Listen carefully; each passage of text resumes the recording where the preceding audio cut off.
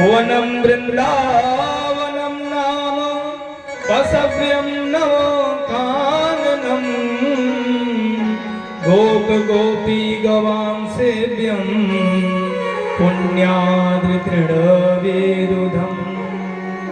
महाराज दिव्य वृंदावन की ओर समस्त गोकुलवासी प्रस्थान किए। सबसे सुंदर वृंदावन है। वृंदावन में तुलसी के ही सुंदर सुंदर पौधों से पल्लवित विभूषित जो वन है वह वृंदावन है। वृंदावन तुलसी और तुलसी से सुसज्जित जो वन है, जहाँ तुलसियों का ही वन है, चारों तरफ तुलसी ही तुलसी, उसी का नाम है वृंदावन। प्रेम की पिपास देख देख निज प्रेमियों को, प्रेम का समुद्र सीमा तोड़ के बहाया है। भाव रसीले जन निराश ना होंगे अब, कामना की पूर्ति की हेतु कल्प तरु लगाया है। चिंतामणि जड़ित चारु चादर बिछाए ही, जहाँ भांति प्रति भांति कुंज कुंज से सजाया है। भारत का भूषण तिलक तीन लोगों का, भक्तों के वास हेतु वृंदावन बसाया है।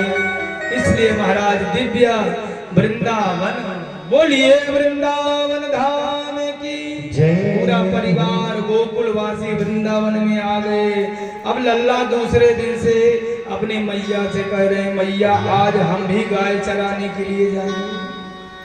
कन्हैया गोप ग्वालों के साथ में आज पहली बार वृंदावन में गौ चारण के लिए जा रहे हैं, गौ को चराने के लिए जा रहे हैं।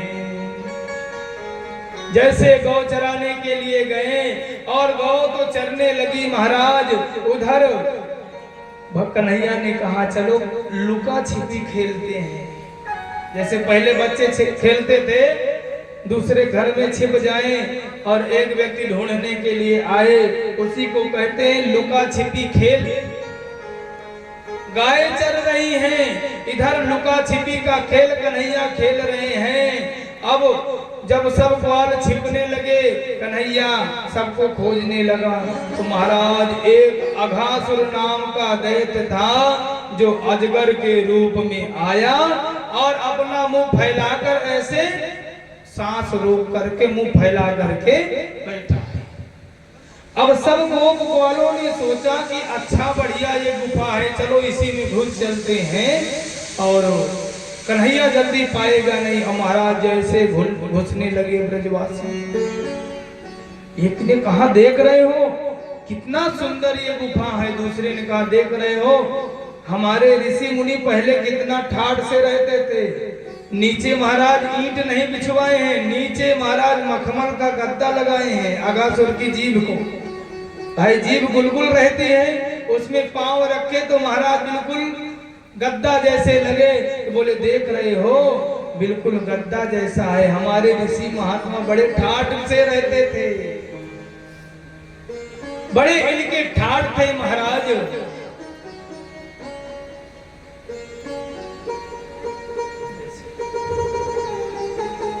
बोलिए गोविंद भगवान की। हमारे केसरवाणी जी तिल्हापुर मोड़ से आए हुए हैं और इन्हीं साथ में महाराज जी भी आज आए हुए हैं तिल्हापुर, तो कौशाम्बी से, कौशाम्बेश्वर संकट मोचन मंदिर से। कथा के बीच में नहीं बोल पाया था, तो बोलिए गोविंद भगवान की। आज सब ग्वाल वाले जो है सोच रहे कि बड़ा बढ़िया गुफा है।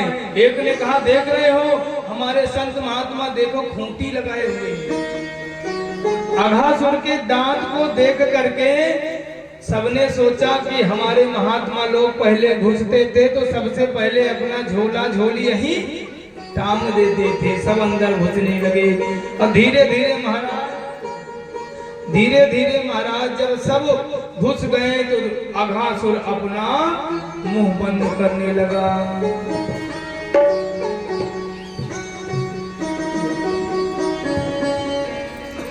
बोलिए गोविंद भगवान की जय।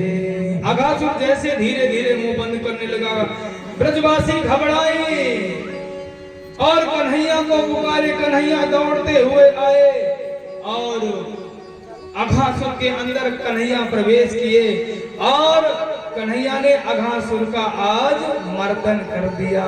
बोलिए अघासुर मर्दन भगवान की।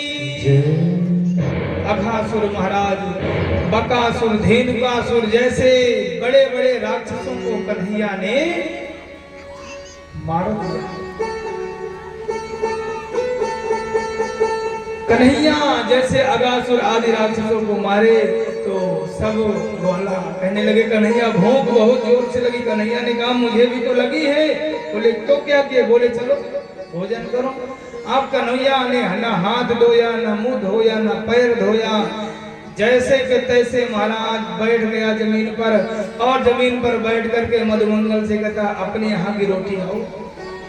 किसी से कहता है अपने यहाँ का अचार ले आओ, किसी से कुछ, किसी मांग मांग कर ब्रह्मा जी ऊपर से देख रहे हैं।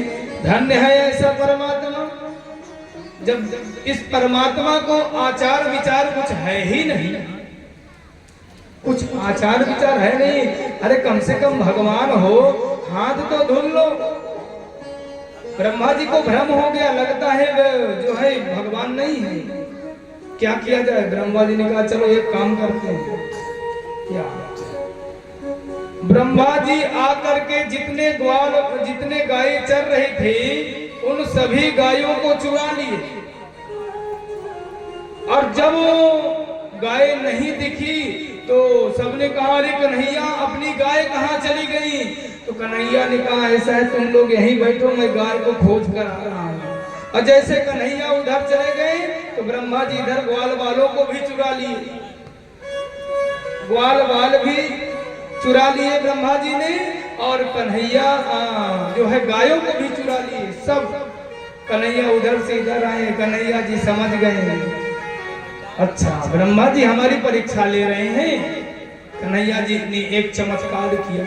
यावद वत्स पवत्स काल्प कवयुरो यावद करांग्यादिकम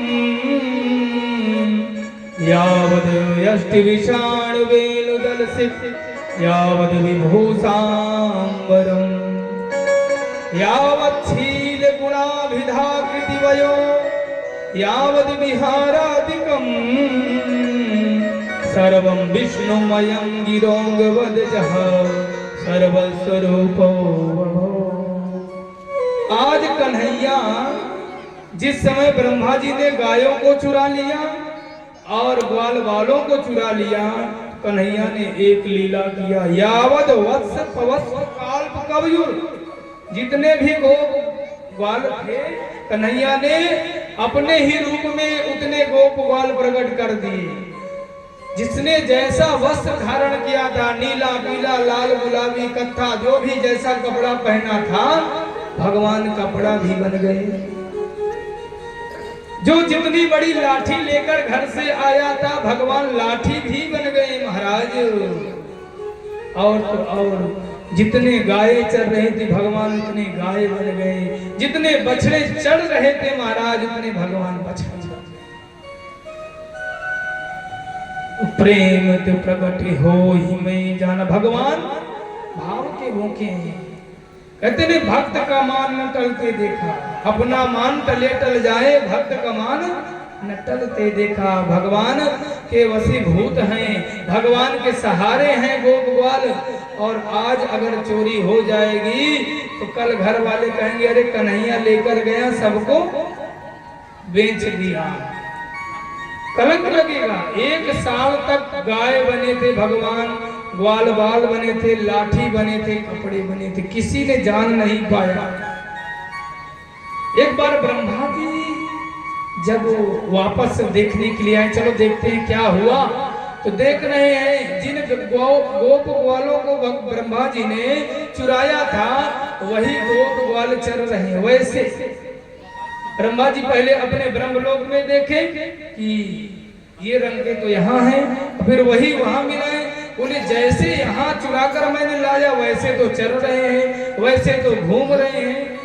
ब्रह्मा जी आए और नतमस्तक हो गए। ब्रह्मा जी ने 40 श्लोकों में भगवान की स्तुति किया। उदोच्छेपणं गर्भतस्य आदयो किं कल्पते मातुरधो छगायसे।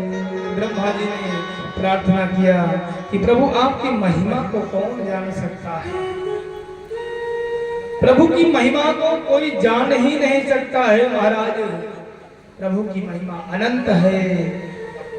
बोलिए भागवत भगवान की। ब्रह्मा की लीला को कहते हैं, पुनः गोपियों की लीला को कहते हैं।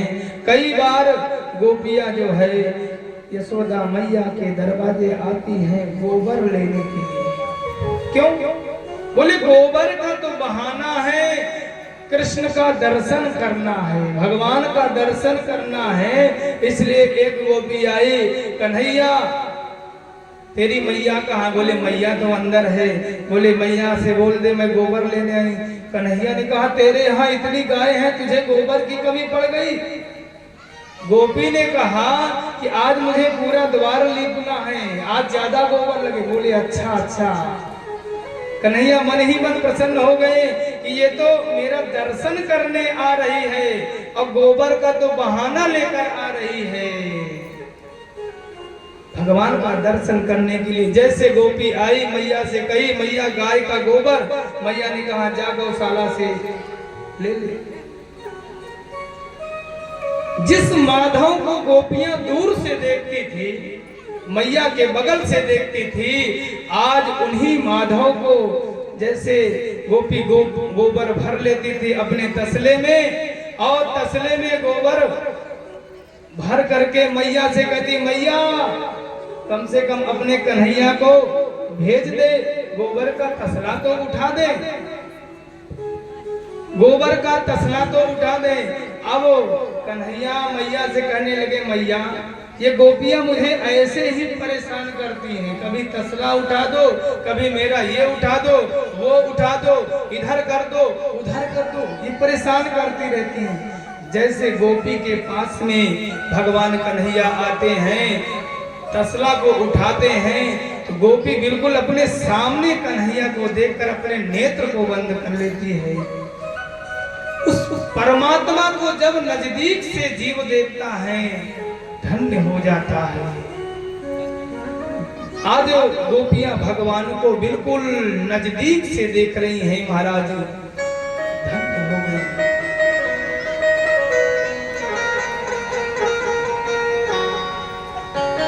भगवान कन्हैया तालवन में जाते हैं और बलदाऊ भैया के साथ में जाते हैं। बलदाऊ भैया ने तालवन में धेनुकासुर का वध करते हैं। सुखदेव जी महाराज कहते एक दिन की बात है, भगवान कंदुक क्रीड़ा करने के लिए गोप ग्वालों को यमुना मैया के पुलिन में लेकर जाते हैं और कहते हैं कि मित्रों आज हम लोग गेंद बैट खेलेंगे, आज कंदुक क्रीड़ा करेंगे। सतम गृहीत्वा प्रपदोर्भमयी त्वयैकपाणिना। आज भगवान जो है कंदुक क्रीड़ा करने के लिए गोपगणों को लेकर के यमुना मैया के पुलिन में खेलने लगे। और जैसे कन्हैया की तरफ गेंद गई, कन्हैया ने एक बार प्रहार, अच्छा प्रहार किया गेंद महाराज, यमुना मैया में धम्म से गिर गई। जब धम्म से यमुना मैया में गेंद गिरी तो मधुमंगल ने कहा कन्हैया मेरी गेंद चाहिए, कन्हैया मेरी गेंद चाहिए। दाऊ जी ने कहा तुझे दूसरी गेंद मिल जाए। नहीं नहीं मुझे वही गेंद चाहिए जो मेरी गेंद गई थी, नहीं तो मेरी मैया मुझे बहुत मारेगी। कन्हैया ने कहा ठीक है, तेरी मैं गेंद ला रहा हूँ, तू बैठ यहाँ। बोले ठीक है। कन्हैया जैसे कदम की डाल पर चढ़े वैसे गोप ग्वालों ने कहा अरे कन्हैया मत जा, मुझे गेंद की जरूरत नहीं है। कन्हैया ने कहा मैं यही तो करता नहीं, एक बार हाँ कर दिया तो फिर वो होना ही है। भगवान ने आज यमुना मैया में छलांग मारी, महाराज गेंद तो बहाना है, कालिया नाग को भगवान को भगाना है, क्योंकि गेंद का तो बहाना लेकर भगवान आज यमुना मैया में प्रवेश कर रहे हैं। ग्वाल वाले भगवान को कूदते हुए देखकर सब रोने लगे, बिलखने लगे। आबाल वृद्ध वनिता सर्वेंग पशुवृत्तया निर्जग मुर्गो गुलादीना कृष्ण दर्शन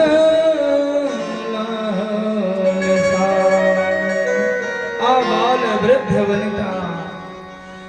ग्वाल बाल दौड़ते हुए गए, अरे मैया आज तो अनर्थ हो गए। बोले क्या हुआ? बोले कन्हैया तो आज यमुना जी में छलांग लगा दिया, 2 घंटे हो गए, 4 घंटे हो गए, अभी तक कन्हैया निकला नहीं। मैया दौड़ती हुई, नंद बाबा दौड़ते हुए आज काली दह पर खड़े हैं। मैया रो रही है। आबाल वृद्ध वनिता सर्वेंग पशुवृत्तया निर्जग मुर्गो गुलादीना कृष्ण दर्शन। नंद बाबा ने कहा मेरा कन्हैया कैसे कूदा? बोले गेंद के लिए कूदा। बोले हम लोगों ने मना किया फिर भी कन्हैया माना नहीं। मैया ने कहा जिसके लिए मैंने गोकुल को छोड़ा आज वही दिन मुझको देखना पड़ रहा है। एक बार धेनुकासुर से बचा, बकासुर से बचा, अघासुर से बचा, महाराज यमलार्जुन वृक्ष से मेरा कन्हैया बचा, भयंकर राक्षसी पूतना से मेरा कन्हैया बचा, लेकिन आज तो मेरा कन्हैया चला गया। सब यमुना जी के किनारे उधर भगवान जैसे काली दह पर गए, कालिया नाग की पत्नियां हाथ जोड़कर कही अरे बालक तू यहाँ से भाग जा। कन्हैया ने कहा क्यों? बोले अरे तू भाग जा, नहीं तो मेरे पति परमेश्वर अगर जगेंगे तो तुझे फिर जीवित नहीं छोड़ेंगे। कन्हैया ने कहा ठीक है, उनको एक बार जगाओ। बोले बेटा मैं तुझसे कहती हूँ कि मेरी बात मान जा, मेरे पति को मत जगा। बोले नहीं नहीं मुझको गेंद लेकर जाना है, मुझे गेंद लेकर ही जाना है। बोले गेंद तो तभी मिलेगा जब मेरे पति देव जगेंगे। आज कालिया नाग जैसे जगा महाराज, भगवान की तरफ झपट्टा जैसे मारा और भगवान की तरफ फुफकार लगाया, झपट्टा मारा। भगवान ने कालिया नाग को पकड़ा, गेंद लिया महाराज, कालिया नाग को परास्त किया। कालिया नाग आज समझ गया कि ये भगवान नारायण है, भगवान नारायण साक्षात है। कालिया नाग ने भगवान की स्तुति किया और कालिया नाग की जो पत्नियां हैं सब ने कहा हे प्रभु मेरे पति देव को छोड़कर प्राण दान मुझे दे दो, मुझे अब विधवा मत करो, मुझे सुहागिन ही रहने दो प्रभु। मैं आपसे प्राण दान में मांग रही हूँ, आपके पांव पड़ रही हूँ। भगवान को दया आई। भगवान ने कहा एक शर्त पर ही हम तुम्हें छोड़ेंगे। बोले क्या? बोले तुम इस ब्रज स्थान को छोड़कर रमणक द्वीप में चले जाओ, वहां हमने रमणक द्वीप में सर्पों का स्थान बनाया है, वहां केवल सर्प ही सर्प रहते हैं। तुम जब से यहाँ आए हो यमुना मैया में विष फैला फैला करके हजारों गायों को तुमने मार दिया। यमुना मैया के जल को गायें पीती हैं और पीने के बाद उसमें जो विष मिला रहता है उसके कारण गायें मर जाती हैं। तुम यहाँ से जाओ। बोले प्रभु चला तो जाऊं, लेकिन रमणक द्वीप में भगवान विष्णु के जो है सवारी श्री महाराज गरुड़ जी रहते हैं, और गरुड़ जी तो महाराज नागों के जो है दुश्मन है, गरुड़ जी तो खा जाते हैं। बोले अब तुम्हें गरुड़ जी कुछ नहीं कर पाएंगे। लेकिन तुम यहाँ से चले जाना। सर्प ने कहा प्रभु मेरे में क्या कमी है? बोले तुम्हारे में कमी ही तो कमी है, पूरे यमुना मैया को तुमने गंदा कर दिया। बोले प्रभु मैं आपसे क्षमा मांगता हूँ, आप बताइए इस सृष्टि को बनाया किसने?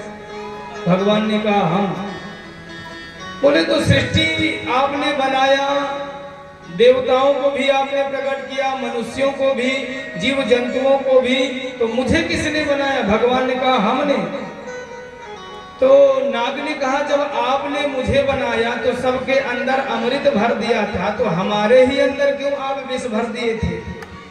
कम से कम हमारे अंदर अमृत भर दिए होते तो आज हम भी घर घर में पाले जाते, लोग हमको भी पालते। महाराज जहाँ कहीं भी मेरा दर्शन हुआ नहीं तो लाठी मेरे मुंह में पड़ी नहीं, कुचल के लोग फेंक देते हैं। ये तो आपने ही अन्याय मेरे साथ किया। भगवान काली नाग को अभय वरदान देते हैं और आज काली नाग के ऊपर बैठकर भगवान यमुना मैया के ऊपर आते हैं और ऊपर आकर के जैसे दिखे, दाऊ जी ने कहा देखो देखो वो मेरा कन्हैया आ गया।